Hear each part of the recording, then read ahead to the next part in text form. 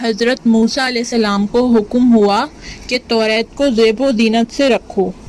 حضرت موسیٰ علیہ السلام نے کہا، یا رب، ہم اتنے اسباب نہیں رکھتے، کس طرح توریت کو زینت سے رکھیں گے؟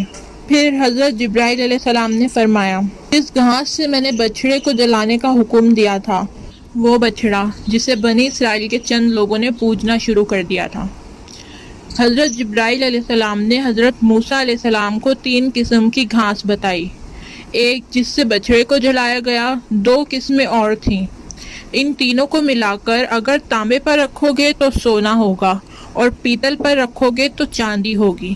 تب حضرت موسیٰ علیہ السلام نے 3 کاغذوں پر ایک ایک گھاس کا نام لکھا، اور ایک کاغذ قارون کو، دوسرا یوشع کو اور تیسرا کالوت علیہ السلام کو دیا، اور حکم دیا کہ اس گھاس کی مجھے ضرورت ہے تو یہ مجھے ڈھونڈ کر لا دو۔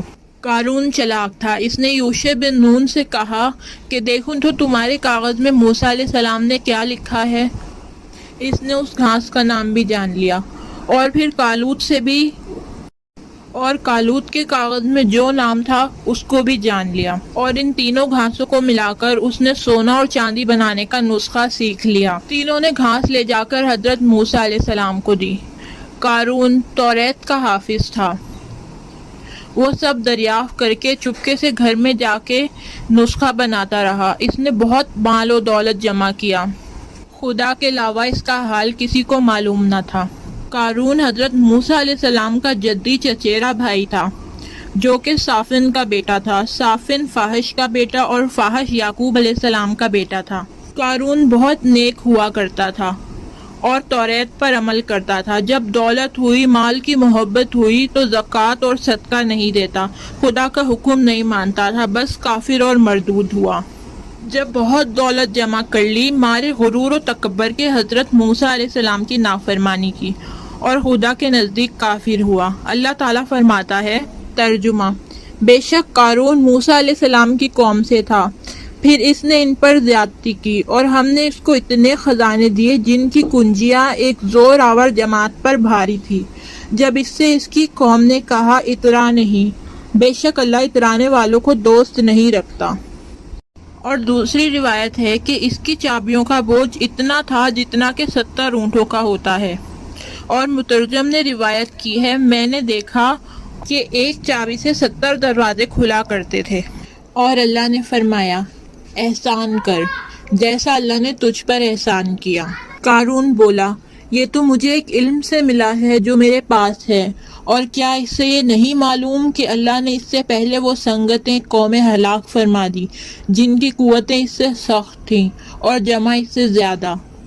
بس قارون نے حضرت موسیٰ علیہ السلام کی بات نہ مانی اور باغی ہوا۔ ایک ایسا عالی شان مکان بنایا جس کی اونچائی 80 گز تھی، اور اس کے بڑے بڑے مینار بنائے تھے، سونے کے دروازے اور تخت لگایا۔ بس اس کے بعد بنی اسرائیل 2 گروہ ہوئے، ایک حضرت موسیٰ علیہ السلام کی اطاعت میں رہا اور ایک گروہ قارون کے ساتھ فجور شیطانی میں رہا۔ ایک دن قارون اپنی بیوی اور 1000 غلام لڑکیوں کو اچھا لباس پہنا کر جواہرات سے آراستہ کر کے اپنے ساتھ لے کر پھرنے لگا۔ چنانچہ اللہ تعالیٰ فرماتا ہے، تو ایک روز قارون بڑی آرائش اور ٹھاٹھ سے اپنی قوم کے سامنے نکلا۔ جو لوگ دنیا کی زندگی کے طالب تھے کہنے لگے کہ جیسا مال و متاع قارون کو ملا ہے، کاش ایسا ہی ہمیں بھی ملے، وہ تو بڑا ہی صاحب نصیب ہے۔ اور جو عقل والے تھے بولے، اللہ کا دیا ہوا ثواب بہتر ہے۔